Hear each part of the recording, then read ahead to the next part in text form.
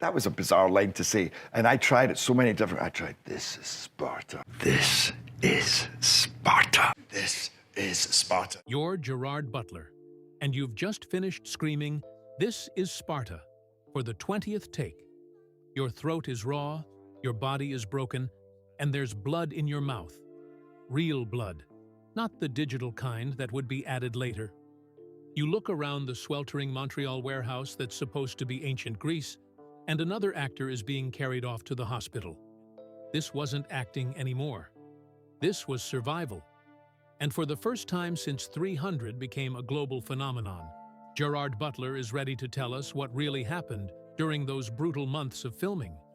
When 300 roared into theaters in March 2007, audiences were mesmerized by the visual spectacle. Zack Snyder's stylized violence, the golden abs glistening in slow motion, the defiant cry that launched 1,000 memes. But what we witnessed was essentially a beautiful lie. The real story wasn't about glorious battles or noble sacrifices. It was about a group of actors who pushed themselves so far beyond human limits that they barely recognized themselves by the end. Butler's recent confessions reveal that making 300 wasn't just physically demanding, it was a psychological experiment that nearly destroyed everyone involved. The Scottish actor has spent years deflecting questions about the film's production. Sure, he'd talk about the workouts, the abs, the iconic moments, but he never spoke about the darker reality lurking beneath Sparta's gleaming surface. That silence has finally been broken, and what he's revealed exposes a filmmaking process that was equal parts brilliant and borderline insane. The hospital became a second home. "I remember every day somebody was getting taken to the hospital," Butler admits, with a weight in his voice that carries no Hollywood glamour. "You'd be doing a fight. You turn around, there's a guy down there, a spear went in his eye. Another time, you turn around, there's a guy over there who just fell, broke his ankle. I mean, it was insane." These weren't minor scrapes or the typical bumps and bruises of action filmmaking. The set of 300 became a medical emergency zone where the line between performance and genuine physical trauma disappeared completely. Butler describes scenes where actors would be mid-swing with a sword, only to suddenly collapse as their bodies gave out. The famous slow-motion sequences that look so graceful on screen were actually moments of barely controlled chaos. The weapons, though dulled for safety, still carried real danger. In one particularly harrowing incident, an actor nearly lost his eye when a spear thrust went wrong during a battle sequence.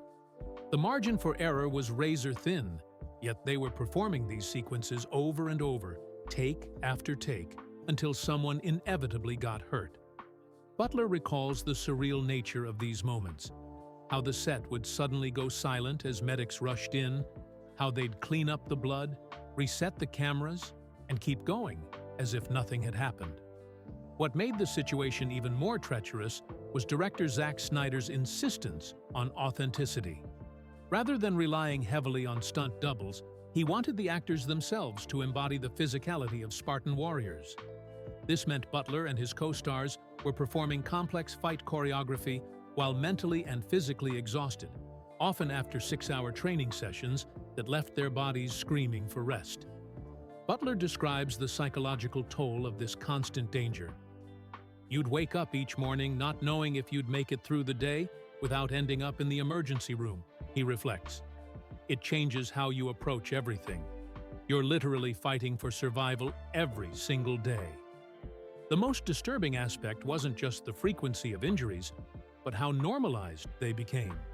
Cast members would joke about their latest wounds, comparing scars like battle trophies. 7 months. That's how long Gerard Butler spent transforming his body from a relatively normal Scottish actor into the granite-carved warrior king that audiences would worship. But calling it a transformation understates what actually happened. Butler underwent a complete physical and mental reconstruction that pushed him to the very edge of human endurance. The process began at Gym Jones under Mark Twight, a trainer known for his no-compromise approach to fitness. Butler's daily routine became a 6-hour odyssey of pain that would have broken most professional athletes. CrossFit circuits, heavy lifting, sword work, martial arts, and endurance training were combined into a relentless assault on his body that left him barely able to function. "I was training so hard that I was literally destroying my body," Butler admits. "My rotator cuff was torn, my hips were damaged, I had tendinitis in multiple joints. There were days I couldn't lift my arms above my head." The physical preparation wasn't just about building muscle, it was about rewiring his entire nervous system to respond like a warrior. The training program was unlike anything Hollywood had seen before. Butler would wake up at 4 a.m. for cardio sessions that left him gasping for air.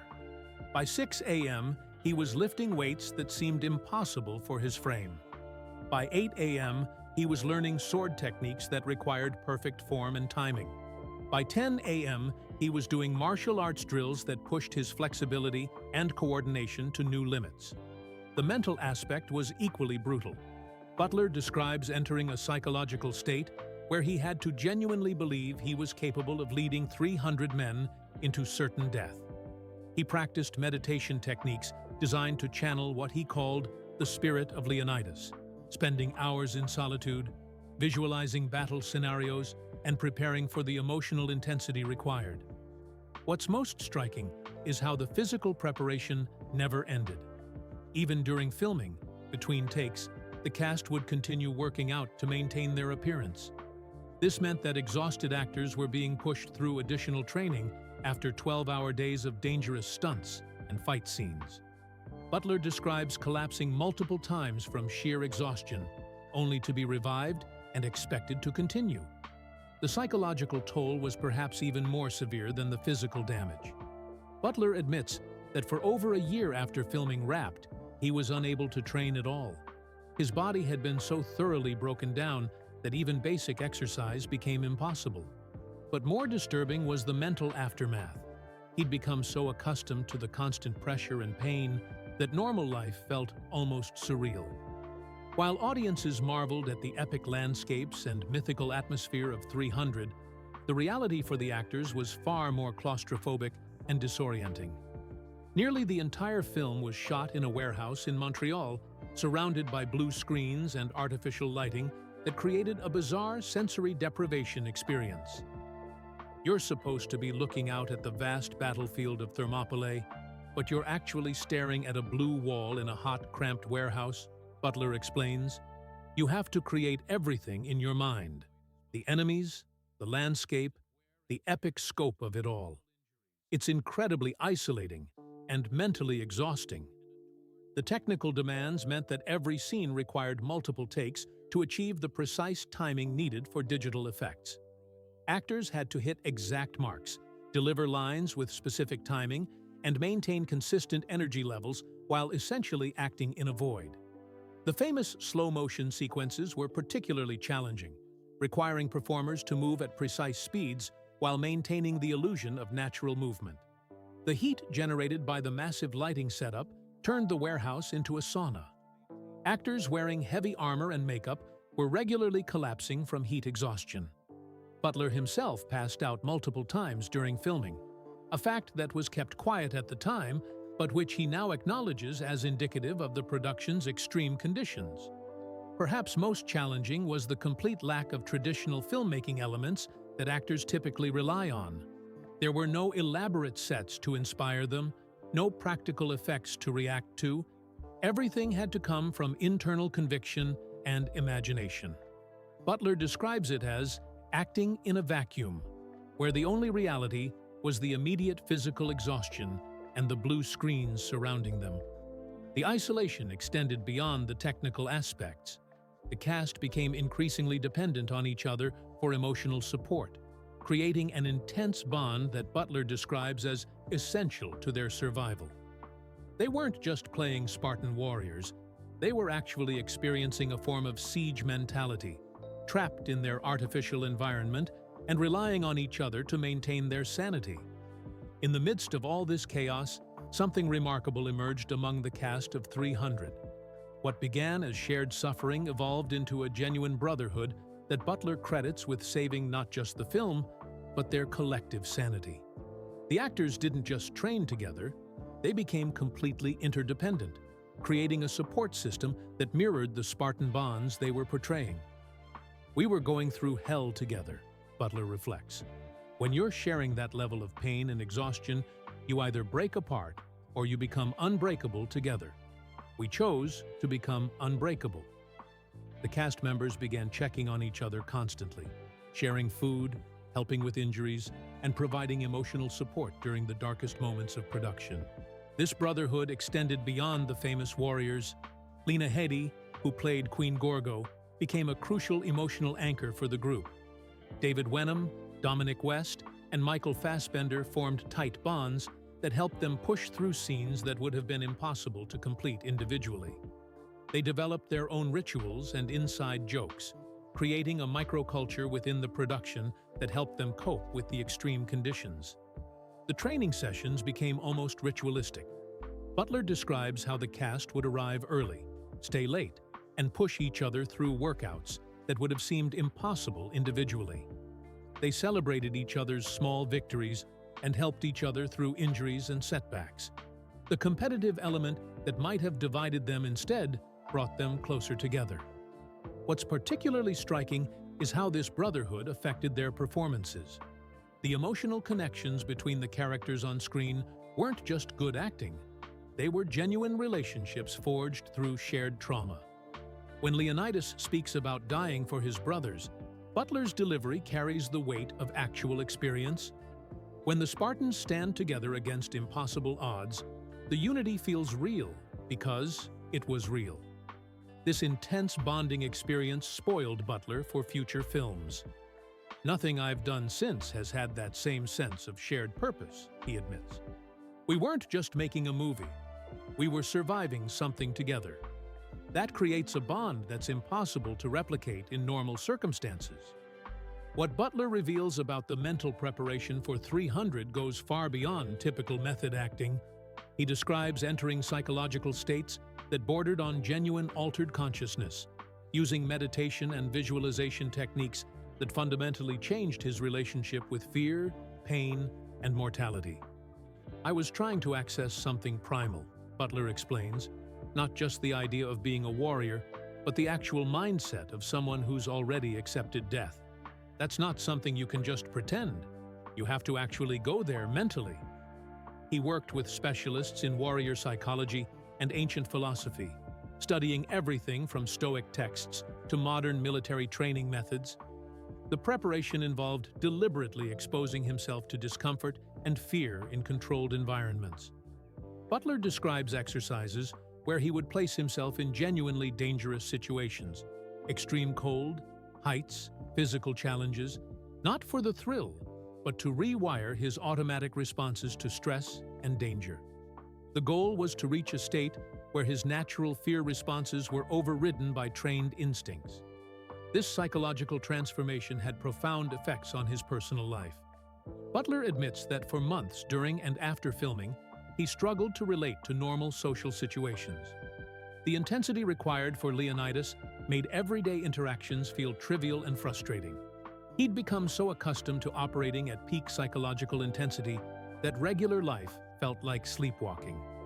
The meditation practices Butler developed became almost obsessive.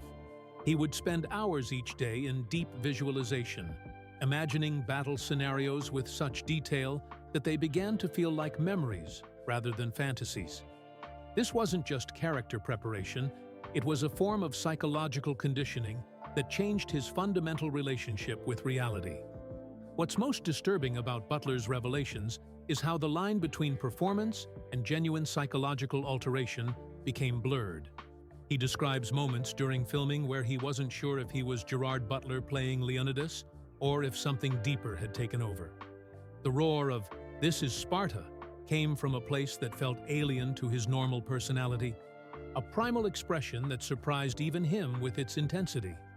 The physical and psychological toll of 300 extended far beyond the filming period, creating long-term consequences that Butler is only now beginning to fully understand. The extreme preparation and production process left him with injuries that still affect him today, and psychological patterns that took years to unravel. I learned to ignore my body's distress signals, Butler admits. That served me for 300, but it created problems later. I became addicted to that level of intensity, and normal life felt boring and meaningless in comparison. This led to increasingly risky behavior in subsequent films, as Butler sought to replicate the psychological high of extreme physical commitment. The psychological aftermath was equally complex. Butler describes months of depression and disconnection following the film's completion. The intense focus and purpose that had driven him through the production left a void that was difficult to fill. He struggled with the contrast between the epic significance of Leonidas and the mundane reality of his regular life. Butler's relationships suffered as well. Friends and family found him changed, more intense and difficult to relate to. The psychological conditioning that had served him as Leonidas made him impatient with normal human concerns. He'd become accustomed to operating at a level of intensity that was unsustainable in everyday life. The physical recovery took over a year, but the psychological recovery took much longer. Butler had to essentially retrain his brain to function normally, to find satisfaction in ordinary experiences rather than constantly seeking the extreme highs of his 300 experience. This process involved therapy and a conscious effort to rebuild his relationship with himself and others. Looking back nearly 2 decades later, Gerard Butler's perspective on 300 has evolved from pride in the achievement to a more complex understanding of what the film actually represents. His recent revelations reframe the entire experience as a cautionary tale about the hidden costs of pursuing perfection in art and entertainment. The film's enduring cultural impact, from fitness trends to internet memes to its influence on subsequent action cinema, was built on a foundation of genuine human sacrifice that audiences never knew existed. The inspirational aspects of the Spartan story were powered by real suffering, real injuries, and real psychological trauma that the participants carried long after the cameras stopped rolling. Butler's willingness to break his silence reflects a broader shift in how we think about the entertainment industry and the price of our favorite films. His revelations force us to confront uncomfortable questions about what we're willing to accept in pursuit of cinematic excellence, and whether the human cost of extreme filmmaking is justified by the artistic results. What emerges from Butler's confessions is a picture of 300 as both a remarkable achievement and a cautionary tale. The film's power comes from authentic intensity that could only be achieved through genuine sacrifice, but that sacrifice extracted a price that may have been too high. The brotherhood that emerged among the cast, the psychological transformation that Butler underwent, and the physical toll that everyone endured combined to create a film that resonates with audiences precisely because it's built on authentic human experience. Butler's revelations change how we watch 300. Every roar, every moment of defiance, every display of brotherhood carries the weight of genuine sacrifice. The film's power comes not just from its digital spectacle, but from the authentic human cost that audiences never saw. In breaking his silence, Butler has given us a new understanding of what it truly means to become a legend on screen. When we watch Gerard Butler roar, "This is Sparta!" Now, we're not just seeing a memorable movie moment, we're witnessing the culmination of months of genuine suffering, brotherhood, and sacrifice. The question remains, was it worth it? And what does Butler's experience tell us about the prices we're willing to pay for the stories that inspire us? Perhaps the most profound revelation is that the line between fiction and reality isn't as clear as we might think. In creating the myth of Leonidas, Butler and his fellow actors lived through their own version of the Spartan experience, facing impossible odds, relying on brotherhood for survival, and sacrificing everything for a cause larger than themselves. The movie may have been make-believe, but the courage, pain, and dedication that created it were absolutely real.